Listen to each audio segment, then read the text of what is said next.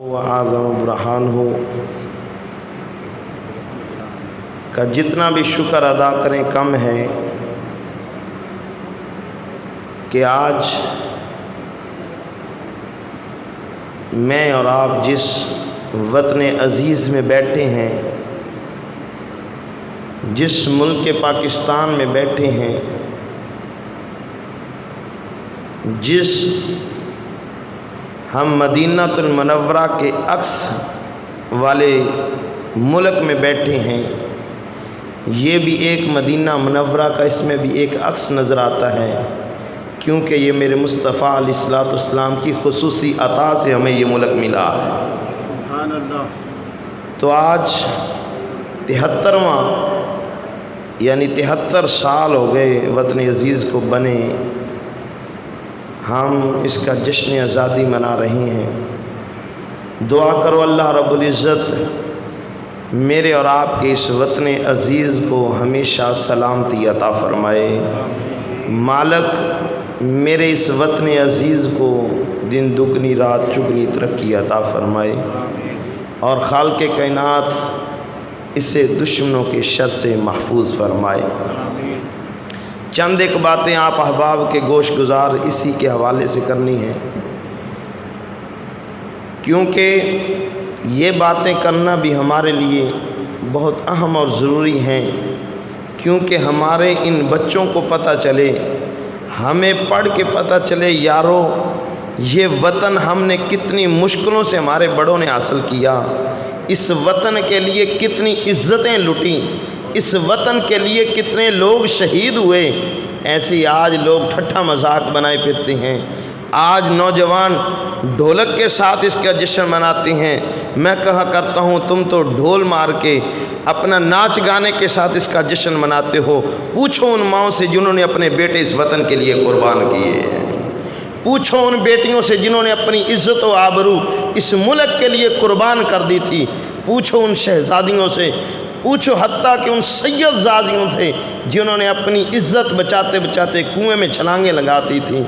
یارو آج ہمیں کیا پتہ اس وطن کے لیے 10 لاکھ لوگ شہید ہوئے تھے، ہمیں کیا پتہ 50,000 کے قریب عورتوں کی عزتیں لوٹی تھیں، ہمیں کیا پتہ یہ وطن ہمیں کیسے یہ آج نصیب ہوا جس میں آج میں اور آپ بیٹھے ہیں۔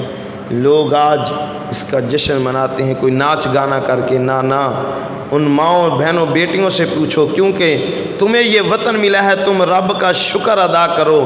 وہ شکر کیسے ادا ہوگا؟ وہ رب کے حضور سجدہ ریز ہو جاؤ، رب کے حضور گڑ گڑاؤ، مالک ہم اس قابل کہاں تھے، یہ تو تیرے مصطفیٰ کی عنایت سے ہمیں نصیب ہو گیا ہے۔ سامعین محترم، اللہ قرآن میں ارشاد فرماتا ہے، میں نے جو آیت کریمہ کو موضوع بنایا، اللہ قرآن میں ارشاد فرما رہا ہے، لَإِن شَكَرْتُمْ لَأَزِيدَنَّكُمْ، تمہیں اگر کوئی نعمت مل جائے، تمہیں کوئی رب کی طرف سے کوئی انعام مل جائے، تم رب کا شکریہ ادا کرو، میرا رب تمہاری اس نعمت میں اضافہ فرما دے گا۔ تم میرے پروردگار کے سامنے جھک جاؤ، اس کے حضور سر بسجود ہو جاؤ، اپنی عاجزی پیش کرو، میرا رب فرماتا ہے جھکنا پھر تیرا کام ہے، تیری نعمتوں کو بڑھا دینا تیرے پروردگار کا کام ہے۔ حضرات محترم، یہ وطن عزیز جو حاصل ہوا یہ کس بنیاد پہ حاصل ہوا؟ چند ایک باتیں تمہیدی طور پہ کہ یہ ہمیں 2 قومی نظریے کی بنیاد پہ یہ وطن ہمیں حاصل ہوا۔ لوگوں نے بڑی بڑی مخالفتیں بھی کی، حتیٰ کہ پڑھے لکھے لوگ جو تھے ان میں یہ 2 طبقے 2 گروہ بن گئے۔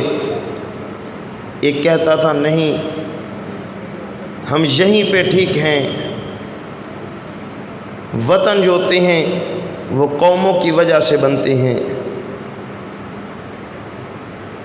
لیکن اس میں کوئی پیر سید جماعت علی شاہ جیسا بھی شہزادہ موجود تھا۔ لوگوں کی بڑی بڑی پہلے تحریکیں چلیں آزادی کی، 1857 سے لے کر پہلے بھی چلتی رہیں، بعد میں بڑے بڑے نام تبدیل ہوتے رہے، حتیٰ کہ پہلے قائد اعظم محمد علی جناح رحمۃ اللہ تعالی علیہ آپ بھی اسی نظریے پہ تھے کہ نہیں ہندو اور مسلم ایک ہی قوم ہیں، ہم ہندوستانی ہیں، کوئی بات نہیں، لیکن علامہ اقبال رحمۃ اللہ تعالیٰ علیہ نے اپنی شاعری کے لحاظ سے ان کا ذہن بدلا، پھر وہی قائد اعظم تھے جو سب سے آگے بڑھ کر اس وطن کو حاصل کرنے میں پیش رہے۔ علامہ اقبال خود پہلے اس نظریے پہ تھے، لیکن جب حضرت مجدد الفسانی کو پڑھا نا، ان کے مکتوبات کو پڑھا، پھر آپ کی سوچ بھی تبدیل ہو گئی۔ آپ نے کہا نہیں، اگر وطن علیحدہ ہوگا تو پھر یہ پتہ چلے گا یہ مسلمانوں کا وطن ہے۔ سامعین محترم، لوگوں کی بڑی بڑی جماعتیں آتی رہیں، حتیٰ کہ لوگوں کے فتاوی جات آنے لگ گئے کہ نہیں، وطن علیحدہ نہیں ہونا چاہیے۔ ایک مرتبہ جب قائد اعظم محمد علی جناح نے پھر لوگوں کے سامنے یہ نظریہ پیش کیا تھا، لوگوں، ہندو اور مسلم اکٹھے نہیں ہو سکتے، ان کا ہندو کے ماننے والے، ہندو ان کے دوسرے جتنی قومیں ہیں ان کا نظریہ علیحدہ ہے، مصطفیٰ کے ماننے والوں کا نظریہ علیحدہ ہے۔ پھر ایک مرتبہ قائد اعظم محمد علی جناح جب ممبئی میں تقریر کر رہے تھے، ایک ہندو صحافی اٹھا، کہنے لگا محمد علی جناح تو کیوں اس کام پہ تلا ہوا ہے، تو کہتا ہے کہ وطن علیحدہ حاصل کر کے رہنا ہے، ہم ایک ہی تو قوم ہیں۔ آپ بڑے دور شناس آدمی تھے، بڑی رب نے اس بندے کو سوچ اور عقل دی ہوئی تھی، وہ بڑے جذبات میں آپ سے سوال کرتا رہا، آپ نے اس کے کسی سوال کا جواب نہیں دیا۔ جب وہ خاموش ہو گیا، آپ نے کسی ساتھی سے کہا کہ مجھے پانی چاہیے، پانی پینا ہے، کیونکہ اس کی باتیں سن کے مجھے غصہ آیا ہے، لہذا پانی پیوں گا، کم ہو جائے گا۔ جب تھوڑا سا پانی پی لیا، اب اس سے کہنے لگے اس صحافی سے کہ تو بھی تھوڑا سا پانی پی لے، تجھے جذبات تیرے بڑھ گئے ہیں، تجھے غصہ آ گیا، پانی پی گا، کم ہو جائے گا۔ وہ کہنے لگا تو کون ہوتا ہے، تو مسلح ہے، میں مسلح کا جوٹھا کیوں پیوں؟ آپ دیکھو کہاں تک دور شناس تھے۔ اس نے کہا میں مسلح کا جوٹھا کیوں پیوں؟ آپ نے وہاں پہ بیٹھے ایک ترکی ٹوپی پہنے ہوا نوجوان ترکی کا بیٹھا تھا، آپ نے اسے مخاطب کیا، فرمانے لگے یہ پانی تو پی لے۔ وہ بھی مسلمان تھا، اس نے گٹا گٹ وہ سارے کا سارا پانی پی لیا۔ آپ فرمانے لگے بتا، اب تیرے سوال کا جواب بھی تیرے ان سوالوں میں ہے اور میرے اس پانی کے گلاس پلانے اور پیوانے میں ہے۔ وہ کہنے لگا مجھے سمجھ نہیں آئی۔ آپ نے فرمایا جو میرا پانی پینا گوارا نہ کرے، کیا میں اس کے ساتھ وقت گزاروں گا؟ جو میرا پانی پی جاتا ہے میں اس کے ساتھ وقت گزاروں گا۔ کہنے لگے اگر وقت گزارنا ہے میں تیرے ساتھ کبھی نہیں گزار سکتا، میں اگر گزارنا پڑا تو اپنے اس، حالانکہ میرا علاقہ بھی یہ نہیں، حالانکہ میری اور اس کی قوم بھی ایک نہیں، میری اس کی زبان بھی ایک نہیں، میرا اور تیرا چلو ملک کا رشتہ تو ایک تھا، میری اور تیری زبان تو ایک تھی، تو اس کا لحاظ کرتا، لیکن تو نے کہا یہ مسلمان ہے میں اس کا کیوں جھوٹا پیوں؟ لیکن تجھے کیا پتا محمد عربی کے شعر تو آپس میں بھائی بھائی ہوا کرتے ہیں۔ میرے دین نے تو ہمیں یہ درس دیا ہے، اس لیے یہ دو قومی نظریے کی بنیاد پہ یہ وطن عزیز کا جو مرز وجود میں آنا تھا، یہ اس کی بنیاد اس چیز پہ رکھی گئی کہ لوگوں وہ علیحدہ قوم ہے، یہ مصطفیٰ کے ماننے والے علیحدہ قوم ہیں۔ سامعین محترم، وقت گزرتا رہا، بڑی، حالانکہ لوگوں نے اس کے بارے میں اپنی اپنی جانیں لڑائیں، کسی نے کوئی فتویٰ دیا، کسی نے کوئی فتویٰ دیا، حتیٰ کہ جو آج اس وطن میں رہ رہے ہیں انہوں نے بھی کہا تھا کہ یہ وطن نہیں بننا چاہیے، لیکن اللہ رب العزت اہل سنت کا بھلا کرے، جنہوں نے کہا تھا نہ یہ کبھی ہو ہی نہیں سکتا۔ لوگ تو یہاں تک کہتے تھے، لوگ تو پاکستان کی بات کرتے ہیں، ہم تو پاکستان کی پے بھی نہیں بننے دیں گے، لیکن اللہ رب العزت نے 73 سال ہو گئے، لوگ اب بھی کوششوں میں لگے ہیں کہ پاکستان کو کسی نہ کسی طریقے سے ہرا دیا جائے، پاکستان کو کسی نہ کسی طریقے سے مٹا دیا جائے۔ میں کہتا ہوں تم پاکستان کو مٹانے کی کوشش کرتے ہو، جب تم کہتے تھے کہ پاکستان کی پے نہیں بن سکتی، اب ہم کہتے ہیں تم پاکستان کی پے کو بھی نہیں چھیڑ سکتے ہو، کیونکہ یہاں پہ میرے مصطفیٰ علیہ الصلوۃ والسلام کی خصوصی نظر کرم ہے۔ یہ پاکستان کوئی ایسے نہیں بن گیا، پاکستان کا اگر مطلب سمجھو نا، اگر پاکستان کا اگر ہم معنی سمجھ لیں، پاک، یہ پاک علیحدہ لفظ ہے، ستان علیحدہ لفظ ہے، اس کا علیحدہ علیحدہ معنی کریں نا۔ پاک کا معنی ہوتا ہے طیب، طاہر، اور ستان کا معنی ہوتا ہے مدینہ۔ پتہ چلا یہ مدینہ منورہ مصطفیٰ علیہ الصلوۃ والسلام نے عطا فرمایا ہے، یہ دوسرا مدینہ منورہ ہمیں محبوب نے عطا فرمایا ہے۔ پاک کا معنی طیب اور طاہر، اور ستان کا معنی ہوتا ہے مدینہ۔ پتہ چلا یہ میرے محبوب علیہ الصلوۃ والسلام کی نگاہ کرم سے رب تعالیٰ نے ہمیں دوسرا مدینہ عطا فرمایا ہے۔ سامعین محترم، اس میں کوئی عام بات نہیں، میں اور آپ ذرا غور کریں نا، غور کریں اس وطن عزیز کے بننے پہ، تو اس پہ ہمارے بزرگوں نے، اوپر لا اسپیکر میں، ہمارے بزرگوں نے اپنی جانیں بھی دی ہیں، بہن بیٹیوں نے اپنا کردار بھی ادا کیا ہے۔ وہ جب ہم کبھی کبھی اس کی ہسٹری کھولتے ہیں نا تو پتہ چلتا ہے کہ ایک بزرگ کے بارے میں ملتا ہے، وہ فرماتے ہیں کہ میرا جب وہاں سے ہجرت کر کے نکلنے لگا، میرے پیچھے کچھ سکھ اور ہندو لگ گئے۔ میرے پیچھے جو ہندو لوگ تھے وہ مجھے مارنا چاہتے تھے۔ میں نے کہا کیوں نہ ہو، یہ پانی چل رہا ہے، غالباً دریائے ستلج چل رہا تھا۔ کہنے لگا کہ یہ لکڑی کا سہارا لے کے اس میں کود جاتا ہوں، اگر رب کو منظور ہوا تو نکل جاؤں گا، پار چلا جاؤں گا، اگر نہ ہو سکا تو ان ہندوؤں سے بچ کے چلو میری قبر دریا کی موجوں کے سپرد ہو جائے گی، کوئی بات نہیں، لیکن ان کے ظلم سے تو بچ جاؤں گا۔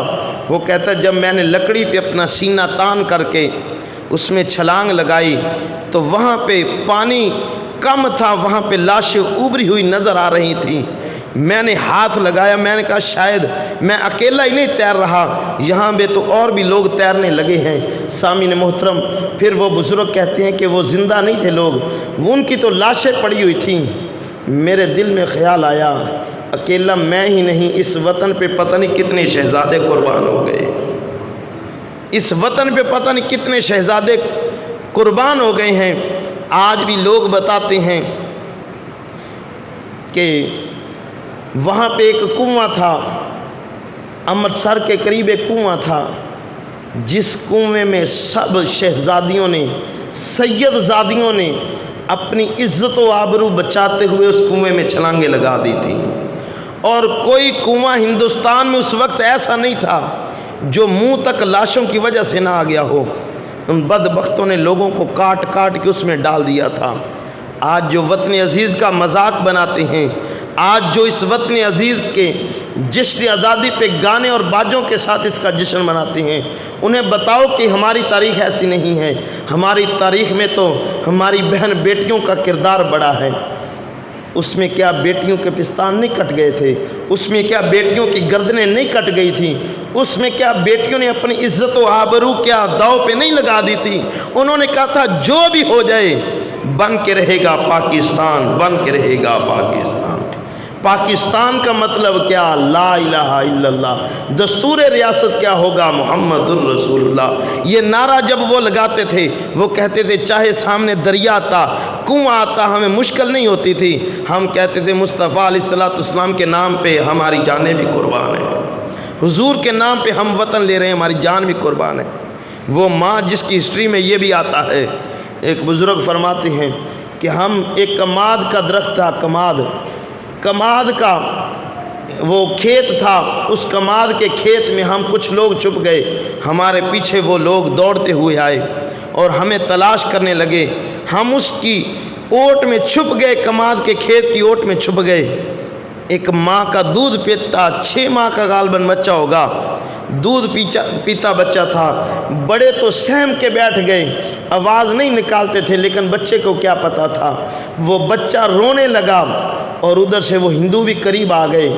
وہ بدبخت جب قریب آئے نا تو ماں نے اس وجہ سے اپنے بچے کا گلا اپنے ہاتھوں سے دبا دیا تھا کہ کہیں میرے ساتھ والے نہ مارے جائیں۔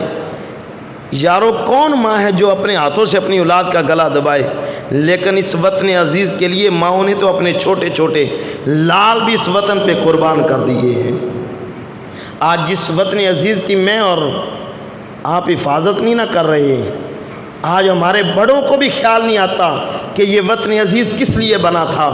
کاش انہیں بھی سمجھ ہوتی کہ یہ دو قومی نظریہ کیوں رکھا گیا تھا، اس کی بنیاد کی تھی، اس کی اصل میں بیس کیا تھی۔ اس کا سب سے بڑھ کر مقصد یہ تھا کہ ایک علیحدہ وطن ہوگا، رب رسول کی باتیں ہوں گی، ہمارے مصطفیٰ علیہ السلام کی عزت و آبرو پہ پہرے دیے جائیں گے، کوئی ہمارے نبی کی گستاخی نہیں کر سکے گا، کیونکہ ان کے ذہن میں وہ غازی علم الدین شہید رحمۃ اللہ تعالیٰ علیہ والا وہ نقشہ سارا موجود تھا۔ انہیں پتہ تھا اگر دوبارہ کوئی ہمارے وطن میں ہوتے ہوئے ایسا کرے گا ہم اس کا سر تن سے جدا کر دیں گے۔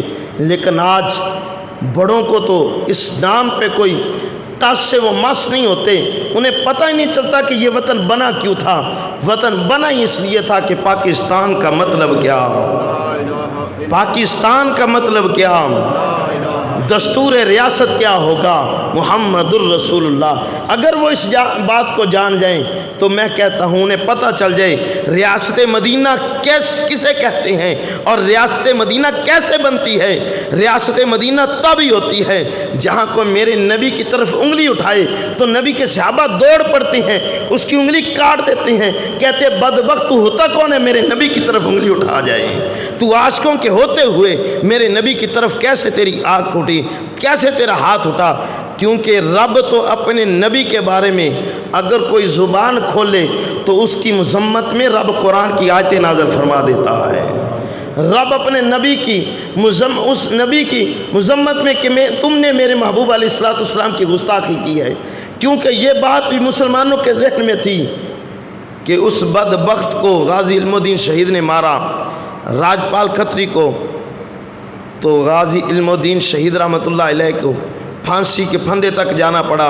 انہوں نے کہا ایسا نہیں ہونا چاہیے، ہمارا علیحدہ وطن ہوگا، ہم ہر وقت تن من دھن اپنے مصطفیٰ کے قدموں پہ قربان کر دیں گے، اپنی جان اپنے نبی کے قدموں پہ قربان کر دیں گے، اس لیے یہ وطن بنا تھا۔ آج اگر یہ بات ان تک پہنچے کہ پاکستان کا مطلب کیا اور دستور ریاست کیا ہوگا، انہیں پتہ ہے پھر حساب ہم سے شروع ہوگا، پھر نیچے تک جائے گا۔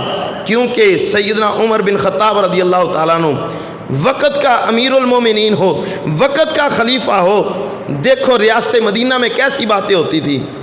آج میں بتاتا ہوں ریاست مدینہ کسے کہتے ہیں، میرے مصطفیٰ علیہ السلام کے غلاموں، امیر المومنین عمر بن خطاب ممبر رسول پہ بیٹھے ہیں، آپ نے ایک قمیض پہنی ہوئی ہے، جو مال غنیمت سے مال ملا تھا اس میں سے ہر ایک کو ایک ایک چادر ملی تھی، اس چادر کا قمیص نہیں بن سکتا تھا، لیکن امیر المومنین نے اسی چادر کا قمیص بنا کے پہنا ہوا تھا۔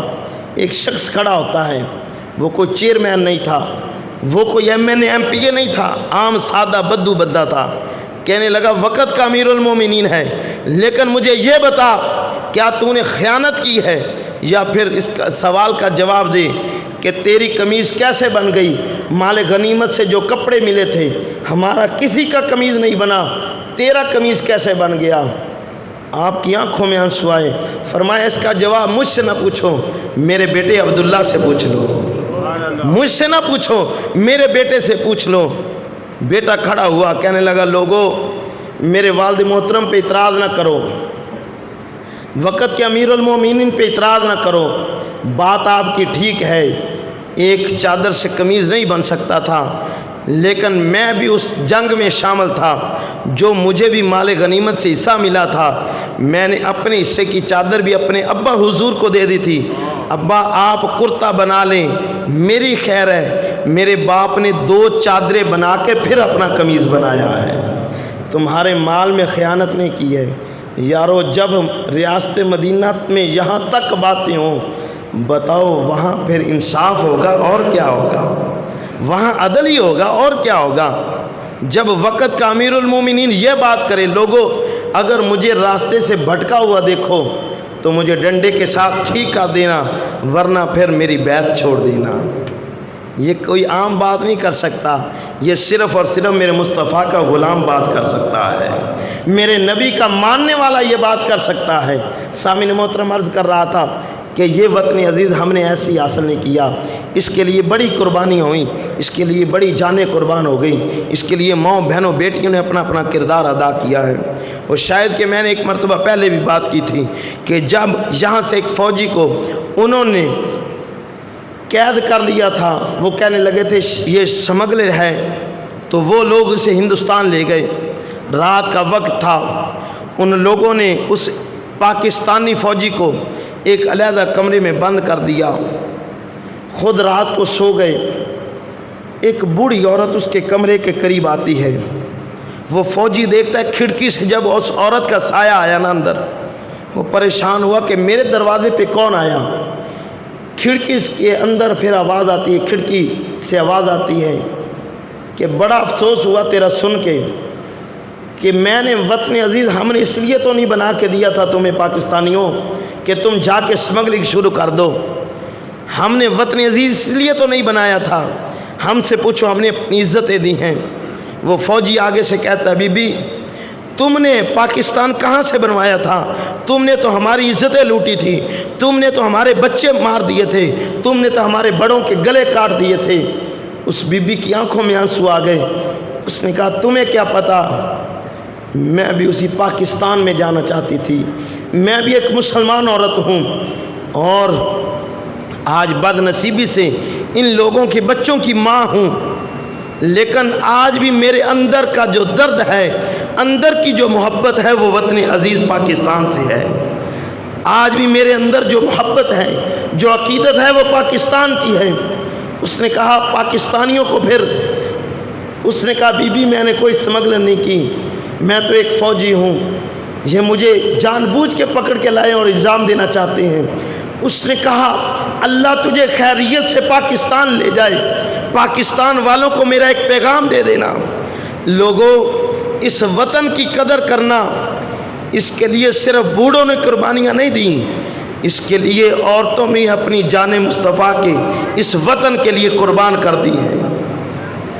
اس نے کہا بی بی اتنی محبت، اس نے کہا ہاں میں بھی پاکستانی، میں بھی ایک مسلمان عورت ہوں، لیکن میری پاکستان سے اتنی محبت ہے، میں اتنا اس سے پیار کرتی ہوں، اگر آج بھی میرے بچے بیمار ہو جاتے ہیں، ان کو اگر بخار ہو جائے، میں پاکستان کا نام لے کے اپنے بچوں کو دم کر دیتی ہوں، میرا مالک ان بچوں کو شفا دے دیتا ہے۔ میں اپنے بچوں کو پاکستان کا نام لے کے دم کر دیتی ہوں، میرا مالک انہیں شفا دے دیتا ہے۔ یارو جس پاکستان کے نام میں اتنی شفا ہے، بتاؤ تو صحیح رب نے اتنے اس میں رہنے والوں کو کتنا اعلیٰ بنایا ہوگا۔ یہ وطن عزیز کوئی عام نہیں۔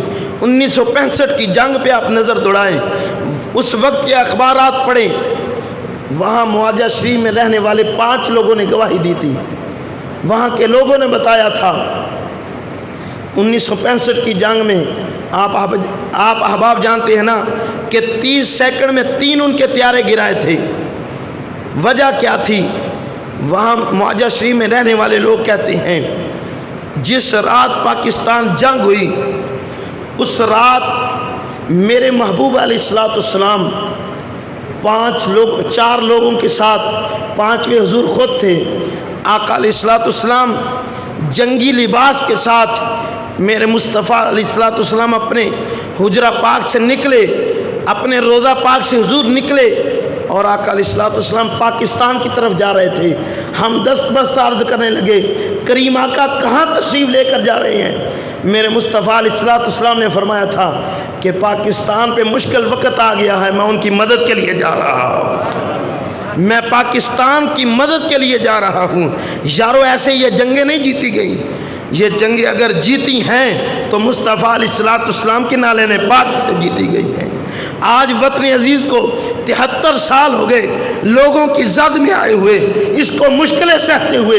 لوگ کہتے ہیں راتوں رات پاکستان کو ختم کر دیں، لیکن کسی مائی کے لال میں جرت نہیں کہ وہ پاکستان کی آنکھ میں آنکھ ڈال سکے، کیونکہ انہیں پتہ ہے یہ خود نہیں لڑتے، ان کے پیچھے اور بھی بہت سے ہاتھ آ جاتے ہیں، ان کی پشت پہ اور بھی کئی لوگوں کا ہاتھ آ جاتا ہے۔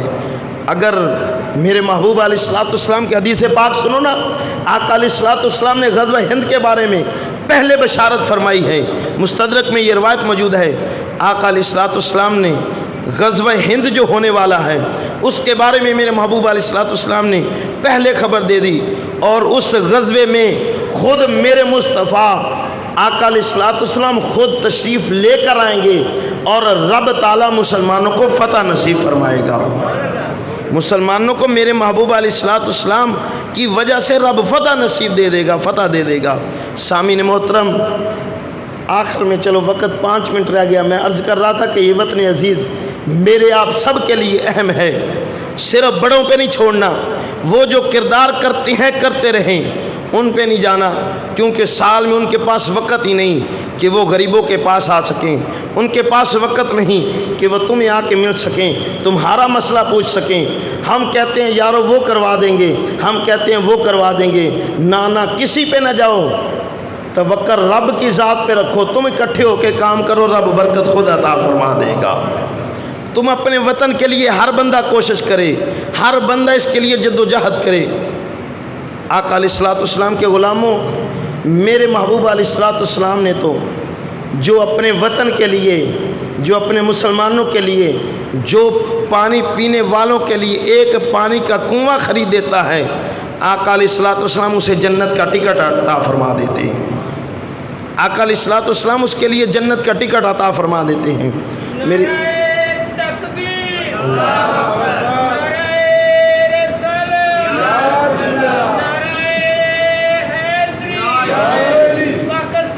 زندہ اللہ۔ آقا علیہ الصلوۃ والسلام تو حضرت سعد کی والدہ فوت ہوتی ہے نا، تو آقا علیہ الصلوۃ والسلام سے عرض کرتے ہیں کریم آقا والدہ وصال کر گئی، ایسا کوئی عمل بتائیں حضور جس کی وجہ سے میری ماں کو راحت پہنچے۔ میرے مصطفیٰ علیہ الصلوۃ والسلام نے فرمایا مدینے میں میٹھے کنویں کم ہیں، پانی پینے والوں کے لیے پانی کم ہے، تم یہودیوں سے ایک کنواں خرید کے اپنی ماں کے نام وقف کر دو، لوگ پانی پیتے رہیں گے، رب تیری ماں کو قبر میں راحت عطا فرما دے گا۔ پانی آج ہم جو کل خانی پہ یا ختم پہ جو پانی رکھتے ہیں، اس کی اصل وجہ یہ ہے کہ پانی کا گلاس رکھتے ہیں کہ رب پانی جو بندہ بعد میں پیتا ہے اس نے اپنی پیاس بجھائی، رب اس پانی کے گلاس کا ثواب بھی تیرے مرنے والوں کو عطا فرماتا ہے۔ پانی کا گلاس پہلے بھی رکھتے تھے، انشاءاللہ آئندہ جب رکھیں گے نا تو آپ کو سکون آئے گا کہ اس کی وجہ سے ہمارے مرنے والوں کو سکون ہوتا ہے، راحت ہوتی ہے۔ سامعین محترم، میں نے پچھلے جمعے بتایا تھے آقا علیہ الصلوۃ والسلام نے حضرت سیدنا عثمان غنی سے فرمایا جو کنواں خریدے، سب سے فرمایا جو کنواں خریدے جنت کا ٹکٹ مجھ سے لے لے۔ پتہ چلا جو مسلمانوں کو صاف پانی پینے کے لیے مہیا کر دے، رب یہاں بھی مقام عطا فرمائے گا، رب آخرت میں مقام عطا فرمائے گا۔ آج لوگ گندا پانی پی رہے ہیں، ہر کوئی بیماری میں مبتلا ہے، ہم ان کی سوچوں پہ اڑے ہوئے ہیں کہ وہ آئیں گے کام کروا جائیں گے، یار وہ تو پورا 5 سال بعد میں تیرا حال بھی نہیں پوچھتے، تو ان پہ اڑ گیا کہ وہ آئیں گے کروا جائیں گے۔ نہ یہ تیرا اپنا وطن ہے، تو خود محنت کر، اس کے لیے ہر بندہ کوشش کرے۔ میرے سے جتنا ہو سکتا ہے میں کروں، آپ سے جتنا ہو سکتا ہے آپ کرو، آپ لوگوں کے لیے اور نہیں تو صاف پانی کا اہتمام کر دو، انشاءاللہ رب آپ کو بھی جزا دے گا، رب آپ کے پچھلوں کو بھی جزا عطا فرمائے گا۔ صرف اتنا ہی نہیں، آؤ حضور کی حدیث آپ کو سنا دیتا ہوں۔ آپ کا گلی محلہ ہے اس کو آپ صاف رکھ لیں، کیونکہ یہ وطن میرا اور آپ کا ہے، اس کی حفاظت ہم نے خود کرنی ہے۔ ہر بندہ اس کے لیے اٹھے، ہر بندہ اس کے لیے کوشش کرے۔ آج تیرے محلے میں کوڑا کٹ پھیلا ہوا ہے، تو یہ نہ سوچ کہ وہ آئیں گے وہ کروا دیں گے، نہ تو خود شروع ہو جا، لوگوں کو ساتھ لگا لے، تو اس کی صفائی کر دے گا، گزرنے والے آسانی سے گزر جائیں گے، رب تجھے اس کی جزا یہاں بھی عطا کرے گا، آخرت میں مقام عطا فرمائے گا۔ آقا علیہ الصلوۃ والسلام کی حدیث پاک، اسی پہ جو بندہ راستہ صاف کرتا ہے، امام فخر الدین رازی نے تفسیر کبیر میں اس کو نقل کیا ہے۔ آقا علیہ الصلوۃ والسلام فرماتے ہیں روز قیامت ایک گناہ گار بندہ ہوگا، رب راستہ صاف کرنے کی وجہ سے اسے جنت کا سرٹیفکیٹ عطا فرما دے گا۔ وہ بندہ رات کو گزرے گا، اس کے پاؤں کے ساتھ ایک روڑا اٹک جائے گا، یہ جو روڑا ہوتا ہے یہ اٹک جائے گا رات کے وقت، اس کے دل میں خیال آئے گا کہ یار میں گزرا ہوں، مجھے جو ٹھوکر لگی ہے، میرے محلے سے بزرگ بھی گزریں گے، بچے بھی گزریں گے، شاید کو اندھیرے میں بزرگ گر جائے، وہ رات کو روڑا اٹھا کے سائڈ پہ کر دیتا، اپنے گھر چلا گیا۔ کوئی وہاں پہ نہ تصویر کھینچنے والا، نہ کوئی فوٹو بنانے والا، نہ کوئی سوشل میڈیا پہ دینے والا، کوئی بھی نہیں۔ قیامت کا دن آ جائے گا، اللہ کریم اس بندے سے فرمائے گا جا میں نے تیری بخشش فرما کے تجھے جنت عطا فرما دی۔ وہ بندہ حیران اور پریشان، کیونکہ انسان کو اپنے کیوں کا پتہ ہوتا ہے، میرے پاس کیا ہے، میری محنت سے زیادہ میری اجرت کیوں، میرے محسن تیرے احسان سے مجھے ڈر لگتا ہے۔ وہ عرض کرے گا میرے مالک مجھے سمجھ نہیں آئی، میں گناہ گار تھا، تو نے مجھے کس وجہ سے بخش دیا؟ رب تعالیٰ فرمائے گا مجھے پتہ ہے تیری نیکیاں کوئی زیادہ نہیں تھی، لیکن یاد کر ایک رات تو گزر رہا تھا اپنے محلے سے، تیرے پاؤں کے ساتھ ایک روڑا اٹکا، تو نے اس نیت سے اٹھایا کہ کسی اور کو ٹھوکر نہ لگے۔ وہ کہے گا مالک وہ نیکی، حالانکہ اس کی نظر میں وہ چھوٹی تھی، اس کی نظر میں وہ چھوٹی تھی، وہ کہے گا مالک وہ نیکی۔ میرا رب فرمائے گا ہاں میرے بندے تیرے دل میں خیال تھا، میرے محلے سے بوڑھے گزریں گے، بچے گزریں گے، اندھیرے میں گزریں گے، ان کو چوٹ نہ لگ جائے، اگر تو رات کے اندھیروں میں میرے بندوں کا خیال کرتا ہے، کیا رب میں آج قیامت کے دن تیرا خیال نہ کروں؟ میں رب آج تیرا خیال نہ کروں؟ جا اس چھوٹی سی نیکی کے بدلے میں رب تجھے جنت کا اعلان فرما دیتا ہوں۔ سامعین محترم دیکھو یہ چھوٹی چھوٹی نیکیاں ہیں، محلہ گندہ ہے تو اسے صاف کر لو، روڑے اٹکے ہوئے سے ہٹا دو، یہ کسی کا کام نہیں، ہمارا اپنا ہے، تیرے محلے میں کام نہیں ہو رہا خود کر لو۔ پڑھا لکھا طبقہ وہی ہوتا ہے، اعلیٰ تعلیم یافتہ وہ ہوتا ہے جو خود آگے بڑھ کے کام پہ لوگوں کو لگوا لے، یہ نہیں ہوتا وہ ایک کونے پہ کھڑا ہو کے، وہ چوراہے پہ کھڑا ہو کے کہے اس محلے میں گندگی بڑی ہے، اس محلے میں تعفن بڑا ہے، اس محلے میں بازار صاف نہیں۔ پڑھا لکھا طبقہ وہی ہوتا ہے جو خود محنت کرتا ہے، لوگوں کو محنت پہ لگا دیتا ہے۔ اللہ رب العزت ہم سب کو اس وطن عزیز کے ساتھ مخلص ہو کے چلنے کی اور اس کے ساتھ محبت کرنے کی توفیق عطا فرمائے۔